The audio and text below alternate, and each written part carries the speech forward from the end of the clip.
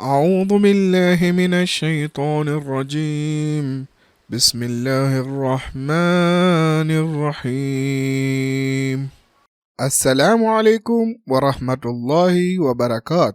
Our host for today's episode is Brother Imtiaz Mohamedhussein. Assalamu alaikum wa rahmatullah. Lesson 22 is about intercession. So, what is intercession and what are the conditions of intercession? We read in Surah Taha, ayah number 109, chapter 20, that is, that أعوذ بالله من الشيطان الرجيم يومئذ لا تنفع الشفاعة إلا من أذن له الرحمن ورضي له قولا. Upon that day, the intercession will not profit anyone save for him to whom the All-Merciful gives leave, and whose speech he approves. Therefore, we understand that denial of intercession is in contradiction of the Holy Quran and narrations, and is the source of despair for believers who commit sins. And acceptance of unconditional intercession or qualification is the reason for the defiance of wrongdoers and is contrary to divine justice. So the Holy Quran has clarified for us that there is accounting and record keeping required for intercession. In the Holy Quran's point of view, intercession gives a window of hope for those who sin and a vehicle for a relationship with the divine chosen guardians and to be able to follow them. Intercession requires the permission from Allah subhanahu wa ta'ala, and those who can enjoy it will only be those who pivot around monotheism, have the great logic and fundamental beliefs of truth. What they say is of the acceptance of Allah, that is, they proclaim the two witnesses, Ashhadu an la ilaha illallah wa ashhadu anna Muhammadur Rasulullah. These two witnesses that they proclaim is not thematic, seasonal, coerced, shallow, or based on mockery or hypocrisy. In that case, if their deeds come short of the necessary requirements, then intercession can come into play. From this point of view, the Holy Quran views as null and void the intercession of idols for the idol worshippers in this world and in the hereafter. Intercession does not mean that all the sins of the followers of Prophet Jesus alayhi salam are cleansed, or that the Shia Muslims have their sins purified through the martyrdom of Imam Al-Hussein alayhi salam, although the Imam is one of the married intercessors on the Day of Judgment. However, it must be known that the aim of his martyrdom was not to intercede on behalf of his followers. In relation to this ayah, therefore, Imam al-Baqir alayhi salam stated that the intercession of the Prophet is only for those whose view and words were accepted and lived for the love of the purified household alayhi salam and dies for it. The question we ask ourselves is, who are the intercessors and who are those who receive intercession?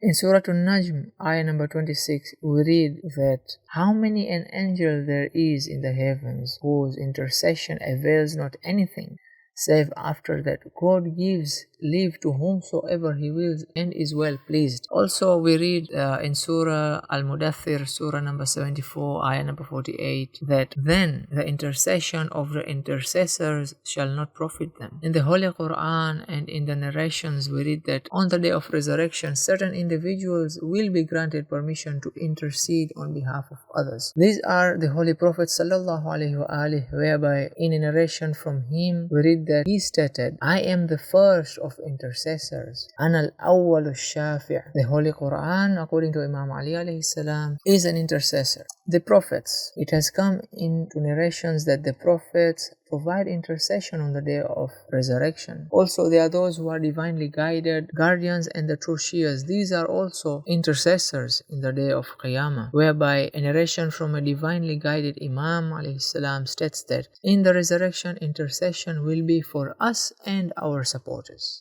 The angels and martyrs. On the day of resurrection, permission has been given to angels and martyrs to intercede on behalf of whomever they wish. On that day, that is the day of resurrection, every martyr can intercede on behalf of 70 individuals from their family. So even worship is a form of intercessor and can intercede in the day of Qiyamah.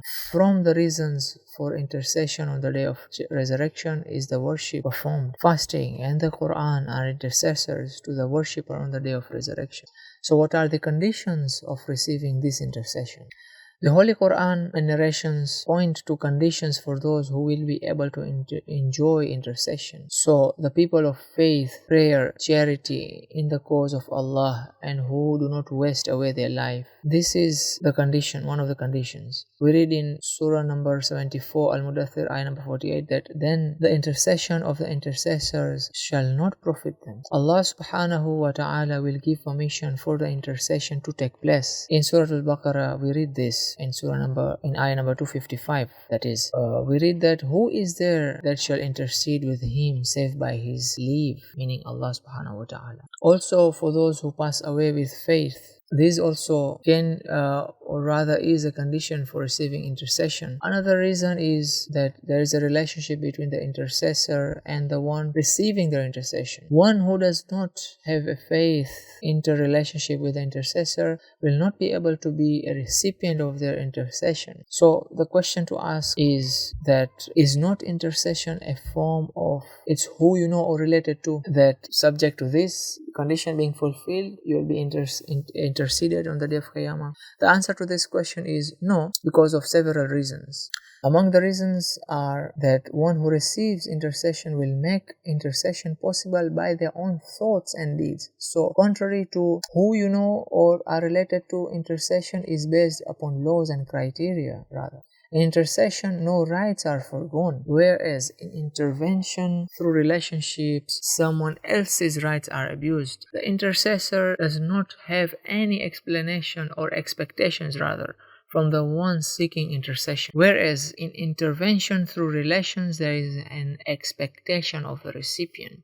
The goal of the intercessor for the one receiving the intercession is for their redemption and salvation, whereas in intervention through relations is a worldly success. Intercession is a form of nurturing and growth because the recipient will have a spiritual relationship with those close to Allah subhanahu wa ta'ala, that is the intercessors. Question to ask is, will intercession not encourage people to sin? The answer to this question is never, and because firstly it is not known who will be granted intercession, and secondly answering this question as to whether intercession will encourage people to sin or does encourage people to sin, the second answer to this question is, will the formulation of an anti-venom encourages people to get themselves poisoned and consume venom? Wa alaikum salam wa rahmatullahi wa barakatuh.